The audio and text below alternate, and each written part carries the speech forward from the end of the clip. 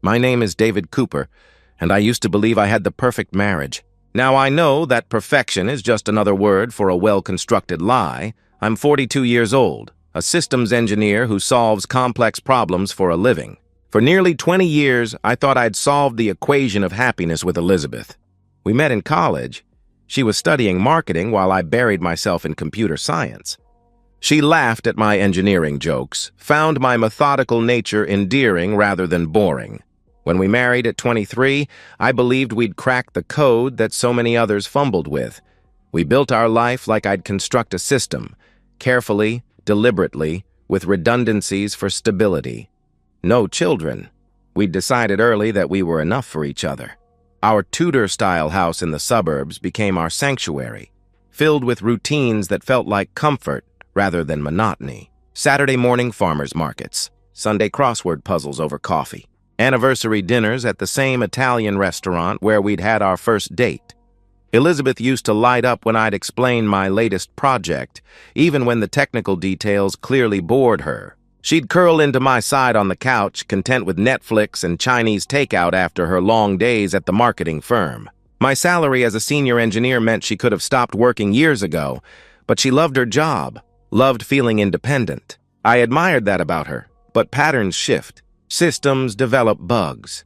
The changes started 8 months ago, subtle as a memory leak in poorly written code. Elizabeth's girls' trips evolved from occasional weekend brunches to elaborate getaways, spa retreats in Sedona, wine tours in Napa, shopping excursions to boutique hotels I'd never heard of.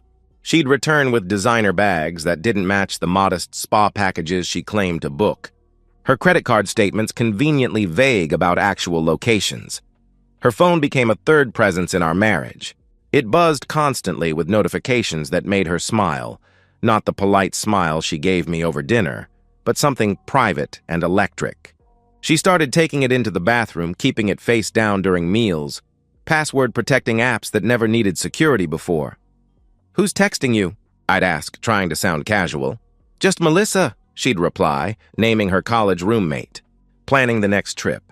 But Melissa posted on Instagram from her kids' soccer games during Elizabeth's last girls' weekend. As an engineer, I catalog anomalies. Elizabeth now schedules her trips during my quarterly reviews, when overtime is mandatory and I can't possibly join. Her stories about these getaways follow templates. Too perfect, too rehearsed, lacking the random details that make experiences real. She returns from spa treatments with new perfume, lingerie I never see, and exhaustion that has nothing to do with hot stone massages. Last week, I found a receipt in her purse while looking for gum.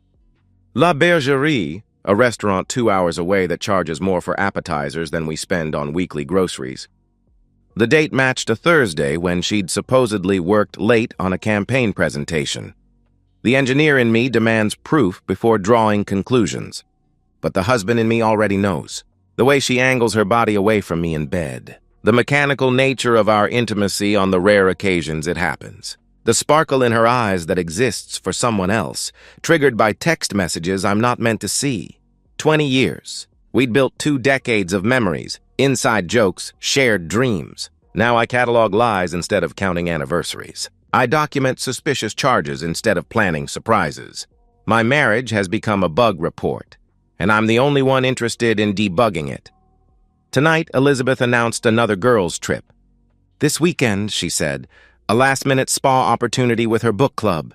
She packed while I pretended to work, folding silk blouses I'd never seen, tucking away jewelry she'd never worn for me. Her suitcase contained the kind of clothes you pack when someone will see you undress, not the comfortable wear of genuine girlfriend's getaways.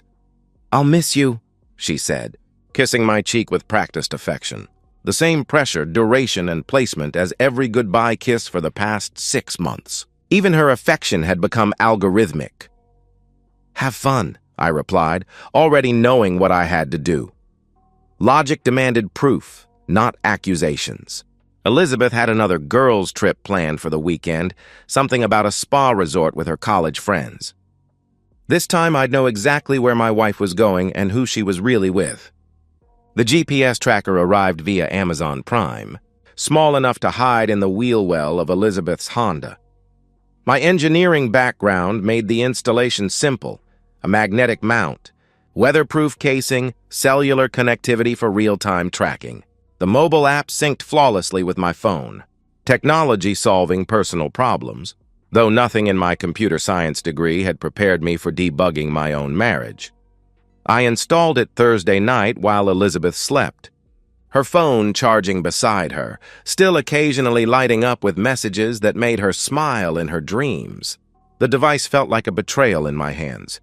20 years of trust reduced to a piece of Chinese electronics the size of a matchbox. But data doesn't lie, even when wives do. Friday morning arrived with Elizabeth's rehearsed energy. She hummed while brewing coffee, checked her phone every few minutes, packed last-minute items with particular care. A new bottle of perfume. The expensive lingerie set I'd found the credit card charge for but never seen. She moved through our kitchen like an actress who'd memorized her blocking. "The spa's near Bernardsville," she announced, naming a town 90 minutes away. That new place Kelly found on Groupon. Kelly, another fictitious friend or perhaps a real person enlisted as an alibi. I nodded, sipping coffee while the GPS tracker performed its initial system check. Green lights confirming operational status from my phone screen hidden beneath the kitchen table. "Traffic might be bad," I offered. "Friday evening rush?" "We're leaving early to beat it," she replied, kissing my forehead with another precisely measured gesture. "Don't wait up Sunday. We might do dinner on the way back." An hour after her Honda disappeared down our tree-lined street, I opened the tracking app. The blue dot representing Elizabeth's car moved steadily north, but not toward Bernardsville. She drove west instead, away from spa towns and toward rural Pennsylvania. I watched her progress while pretending to work, my dual monitors displaying code I wasn't writing and a GPS trail I couldn't stop watching. She stopped once for gas in a town I'd never heard of. The app showed her stationary for 12 minutes, enough time to fuel up, use the restroom, maybe send texts to whoever waited at her real destination. Then movement again, deeper into countryside where cell towers grew sparse and the tracker's updates became intermittent. By 3 p.m., Elizabeth's car had stopped moving. The location, a private road near Bushkill, Pennsylvania, 2 counties away from any spa, salon, or girlfriend's house. Satellite view showed dense woods, scattered cabins, the kind of place people went to disappear from their regular lives. I couldn't concentrate on work. Every refresh of the app confirmed the same location. Elizabeth's car hadn't moved in an hour. I told myself to wait, to gather more data, to approach this like any systematic problem. But some bugs demand immediate debugging. The drive to Bushkill took 2 hours through Friday traffic and winding country roads. I played podcasts about machine learning to maintain the illusion of normalcy, but absorbed nothing. My mind ran scenarios: confrontation, divorce proceedings, the division of assets accumulated over 2 decades. The GPS led me through increasingly remote terrain, past farms and forests, down roads that Google Maps barely recognized. When I reached the vicinity of the tracker's signal, I parked a quarter-mile away and walked. Evening shadows provided cover as I approached through woods that smelled of pine and damp earth. My heart pounded with each step, the sound seeming loud enough to announce my arrival. Then I saw them. Elizabeth's Honda parked beside a black Mercedes AMG GT, the kind of car that cost more than most people's houses. The cabin beyond was rustic but elegant. Cedar walls, stone chimney, wraparound porch with handcrafted furniture.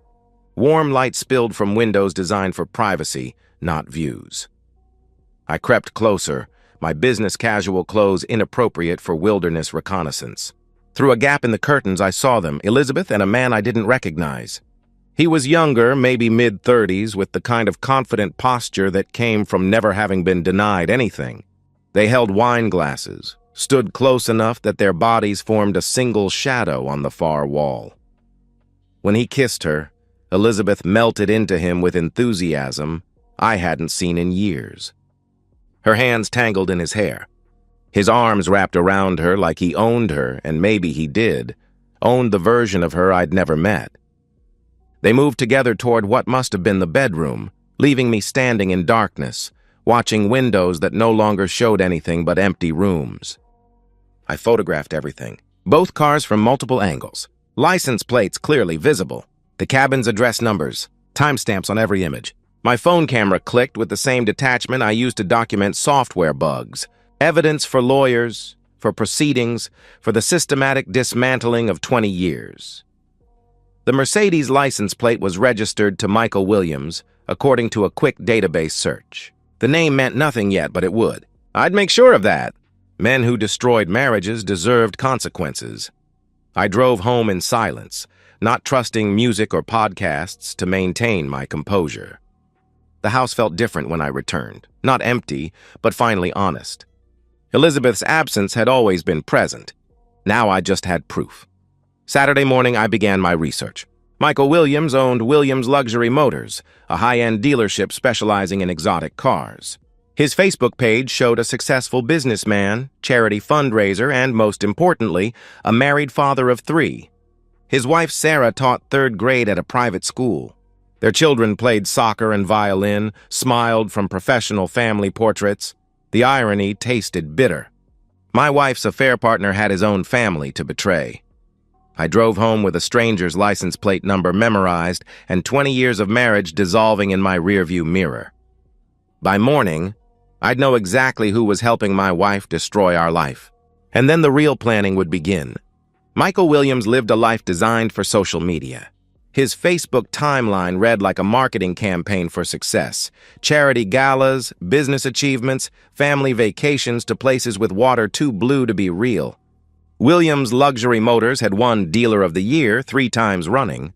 He coached his son's little league team, sponsored his daughter's dance recitals, and posted Bible verses every Sunday. The hypocrite even had a post from 2 months ago about the sanctity of marriage.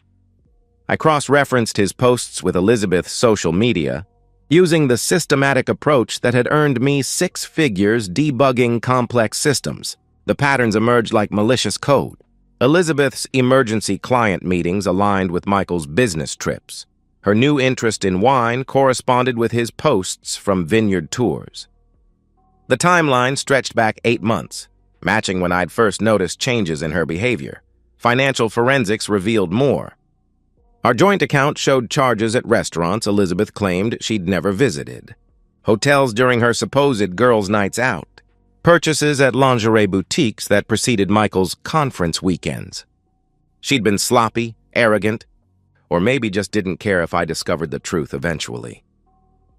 Sarah Williams deserved better than learning about her husband's affair through divorce papers. Finding her contact information took minutes. Sarah maintained a teacher's blog about creative education, posted frequently about her children's achievements, and shared recipes in mommy Facebook groups. Her Instagram showed a woman who found genuine joy in ordinary moments: morning coffee, student art projects, family game nights.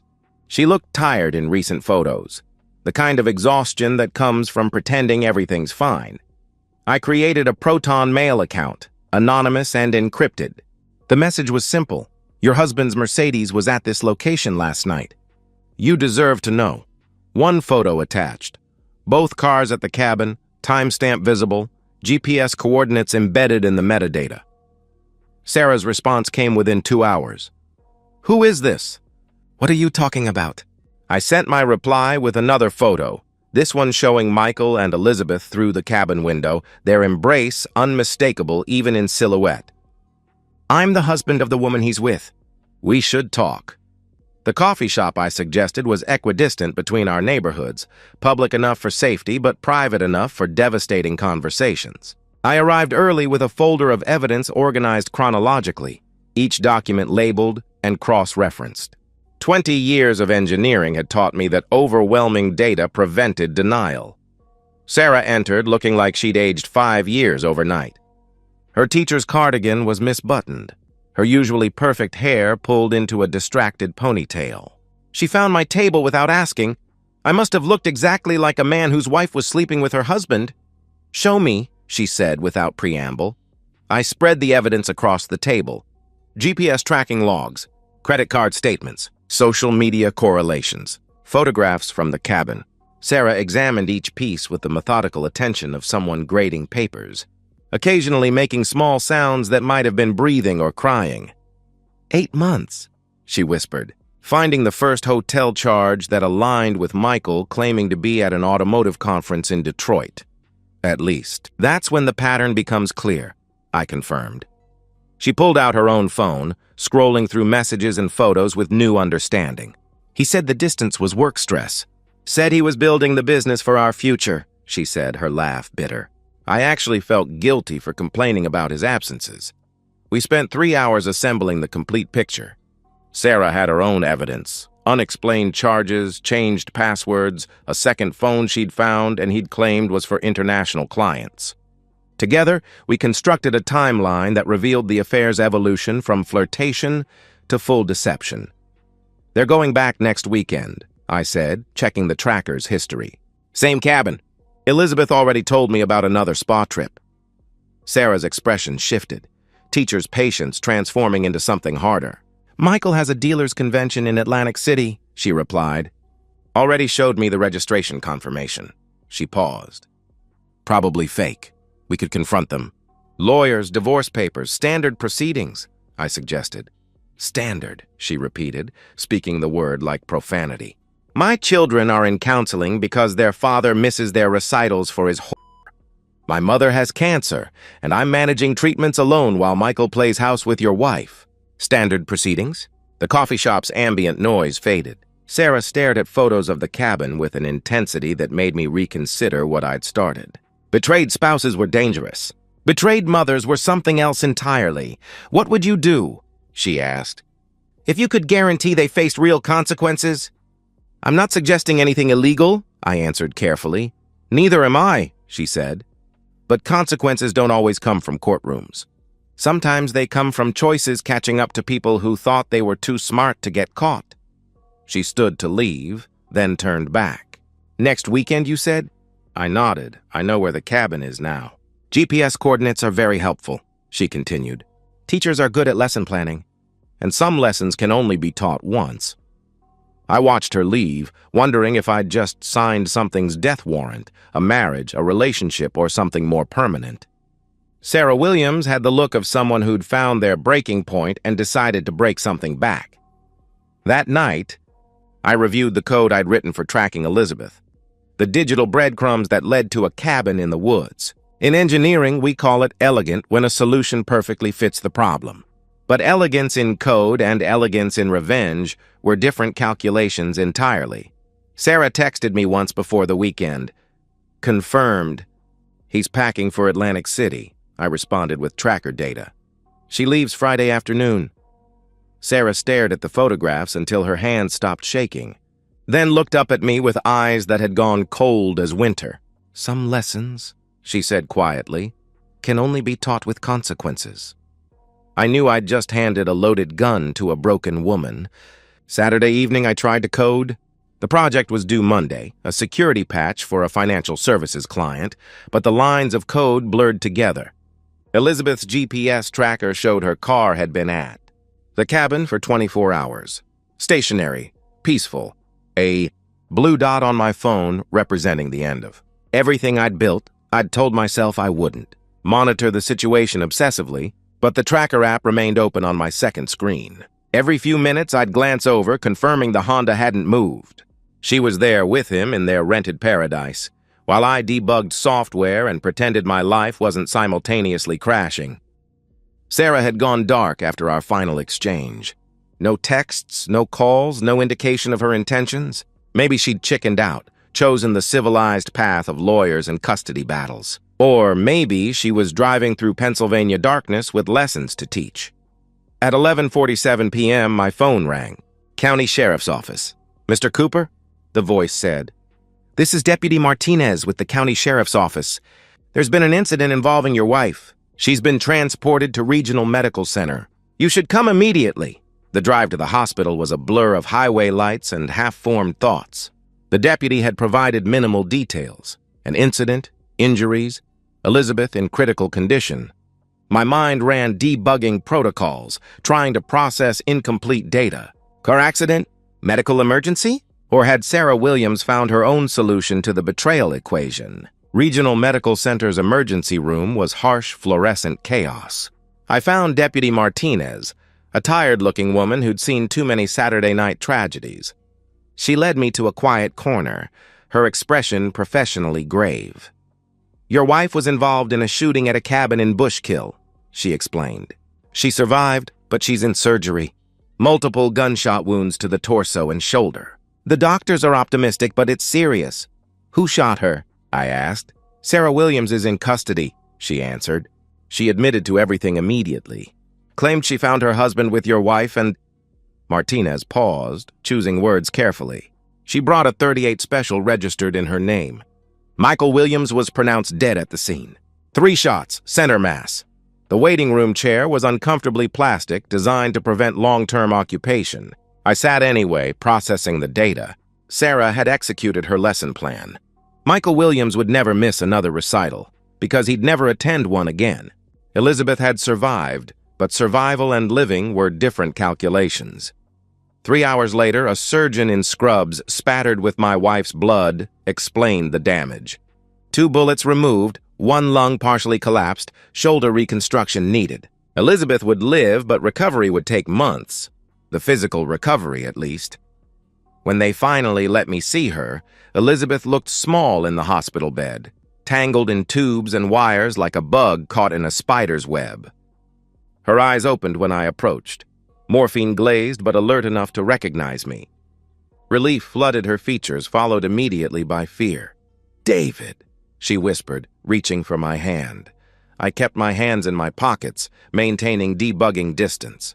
"I'm here to serve divorce papers," I said, placing the manila envelope on her bedside table next to the morphine drip controls.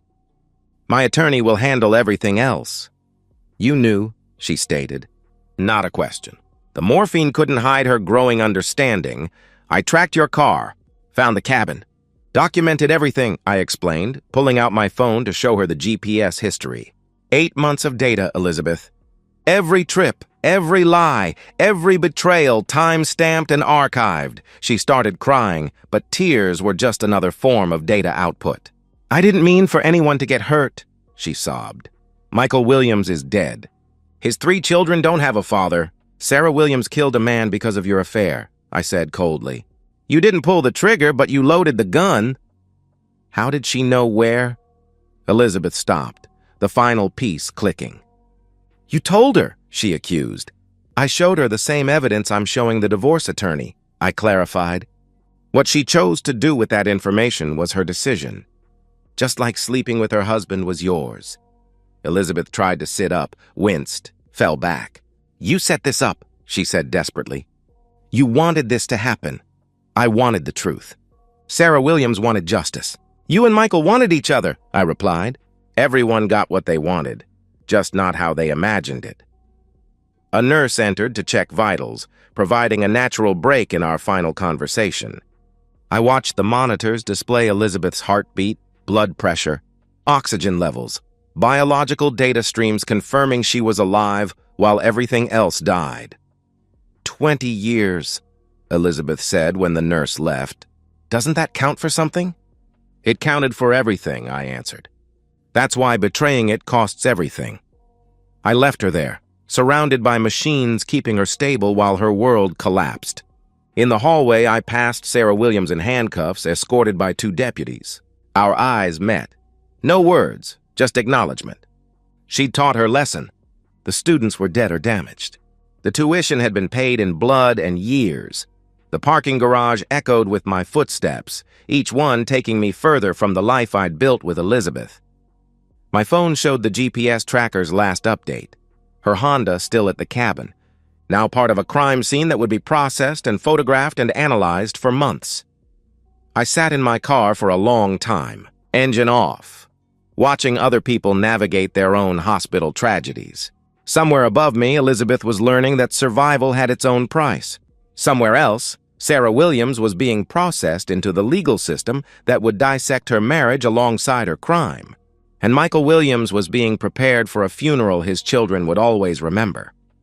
The code I'd written to track Elizabeth had worked perfectly, every function executing as designed. But some programs, once run, couldn't be terminated cleanly. They left processes running in the background, memory leaks that slowly consumed everything. I walked out of that hospital knowing I'd orchestrated the destruction of everyone I'd once cared about. Elizabeth was alive, but everything else was dead, including the man I used to be. 6 months later, I work from a different home office. The house in Portland has a view of Mount Hood on clear days. Rain drumming against windows on most others. My transfer request had been approved without question. The company understood that sometimes engineers needed to debug their lives alongside their code. The divorce was finalized last month. Elizabeth didn't contest anything, signing documents from a rehabilitation facility where she was learning to use her left arm again. The settlement was mechanical. Assets divided, accounts separated, 20 years reduced to PDF files and DocuSign signatures. Her attorney mentioned she'd moved to Arizona afterward, seeking sun and anonymity in equal measure. Sarah Williams took a plea deal. Voluntary manslaughter, 15 years with possibility of parole in 7. The teacher who'd never missed a parent conference became another statistic in crimes of passion. Her children live with Michael's parents now, their Instagram posts showing forced smiles at birthday parties and school events. They'd inherited their father's money but lost both parents' presents.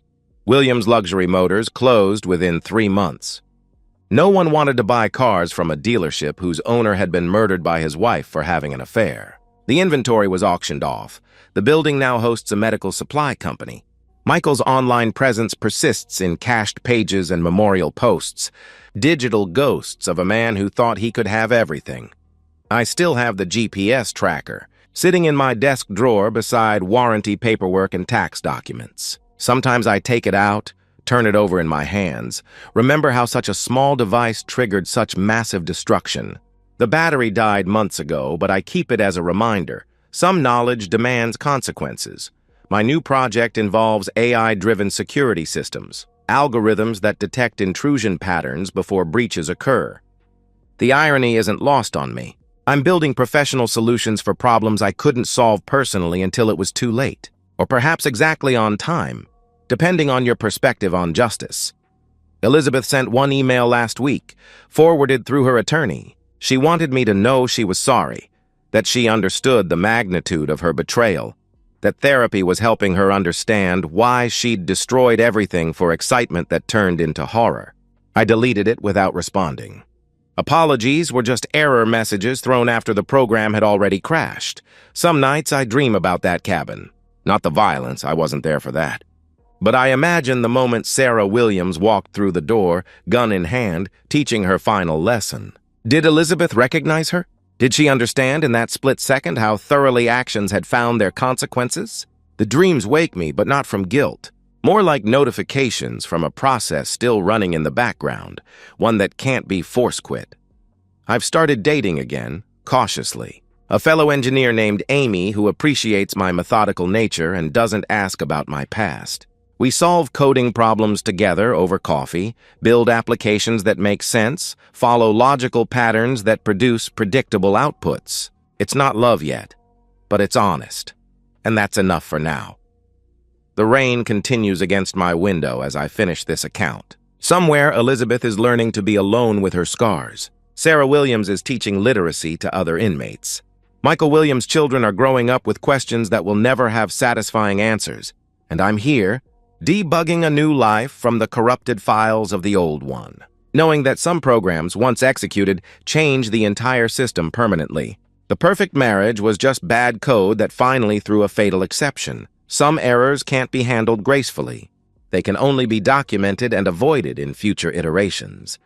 David Cooper's story ends where it began, with an engineer solving problems, one line of code at a time. In a world where human hearts don't follow documentation and betrayal compiles into consequences, no one can fully debug.